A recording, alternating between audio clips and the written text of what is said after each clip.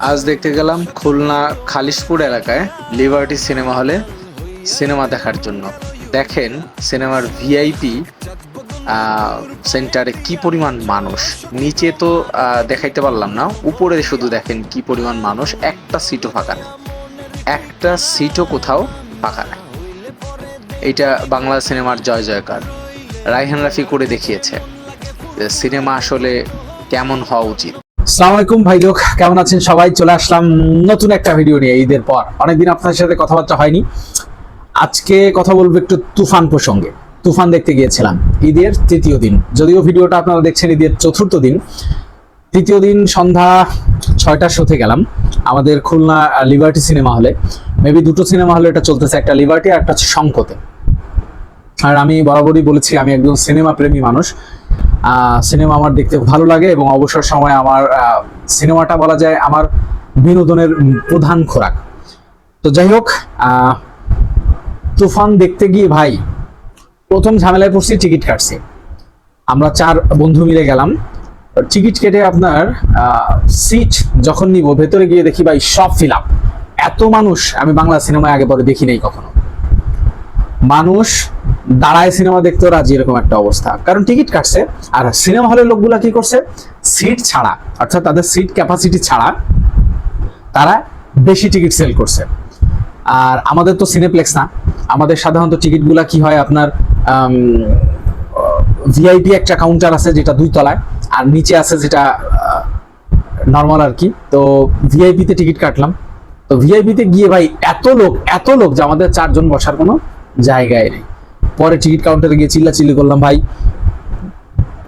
সিটই যেহেতু নাই তাহলে আমাদের টিকিট দিলেন কেন, আমরা এখন বসবো কই? পরে তারা কি করলো, গাদায় ঠেলায় 4 জনকে ভিন্ন ভিন্ন জায়গায় বসায় দিল। কি করবো ভাই, সিনেমা দেখতে আসছি, 4 জন ইচ্ছা থাকলেও পাশাপাশি বসে মজাটা করতে পারি নাই। কিন্তু ভালো লাগলো বাংলা সিনেমার ক্রেজ দেখে, ভালো লাগলো ঈদের তৃতীয় দিন যে পরিমাণ মানুষ সিনেমা হলে হাজির হয়েছে এইটা দেখে। বাংলা সিনেমার জয় হোক, শাকিব খানের জয় হোক, রায়হান রাফির জয় হোক। আর আপনাদের একটা ভিডিও ফুটেজ দেখাবো যে আমি সত্য বলছি কি মিথ্যা বলছি, যে কি পরিমাণ মানুষ এখানে ছিল। আমি কোনো সিনেমা রিভিউ করব না, আপনারা নিজেরা যান, সিনেমা হলে যান। যদি বাংলা সিনেমাকে ভালোবাসেন, বাংলা সিনেমাকে যদি সামনে এগিয়ে নিতে চান, যে না আমাদের সিনেমা বিশ্ব কাতারে যাক, অবশ্যই সিনেমা হলে গিয়ে সিনেমা দেখবেন। আর দয়া করে বহুত লোক আশপাশে আছে যারা মেইন শুটগুলা মোবাইলে তারা ছবি তুলতেছে অথবা ভিডিও করতেছে, এইগুলা করবেন না। এইগুলা একটা সিনেমাকে মানে কি বলা যায়, আকাশ থেকে নিচে নামাই দিতে পারে। এগুলা করবেন না। আর সিনেমার কোনো রিভিউ করব না, আমার কাছে জাস্ট অস্থির লাগছে। আর যারা বাংলা সিনেমা বিরোধী, হ্যাঁ, আর ইকবাল এবং তার সহচর যারা আছে, এদের উদ্দেশ্যে যদি বলি, আপনারা ভাই কোয়ালিটিফুল কিছু তৈরি করেন।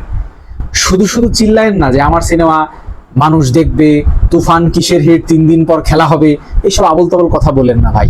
এখন বর্তমানে ডিজিটাল যুগ, আপনার সিনেমা স্টার সিনেপ্লেক্সে কয়টা সিট বুকিং হচ্ছে সব দেখা যায়। একটা শোতে 8 জন, একটা শোতে 1 জন। আপনার সিনেমা যদি এখন নামায় দেয় তাহলে আপনি আবার কি বলবেন জানেন? আপনি বলবেন যে স্টার সিনেপ্লেক্স আমার সাথে শত্রুতা করে আমার সিনেমা নামায় দিছে। কিন্তু আপনার সিনেমা এখন নামায় দিয়ে যদি তুফান চালায়, তাহলে তুফানের আরো কয়েকটা শো বাড়বে। পাবলিক এসে ফেরত যাওয়া লাগবে না, কারণ ঈদের বন্ধ আর বেশি দিন নাই। ছুটিটার তো সবার কাজে লাগাইতে হবে, তাই না?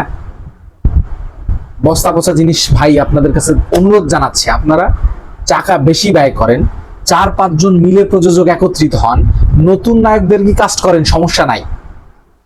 কিন্তু 1-1.5 কোটি টাকার সিনেমা তৈরি করে এই যাত্রাপালা তৈরি করেন না। এমন সিনেমা তৈরি করেন, দরকার হলে 5 জন 7 জন প্রযোজক একসাথে হন, বড় ধরনের সিনেমা তৈরি করেন। আমরা যেন গর্ব করে বলতে পারি যে বাংলাদেশের সিনেমা এখন বিশ্ব দরবারের মতো। আমরা তুফান নিয়ে হ্যাপি এবং দারুণ সিনেমা। আজকে কোনো প্রকার সিনেমার রিভিউ করতে আমি এখানে বসি নাই। আপনাদের কাছে অনুরোধ থাকলো, হলে যাবেন, সিনেমা দেখবেন, আশা করি আপনাদের ভালো লাগবে। খোদা হাফেজ।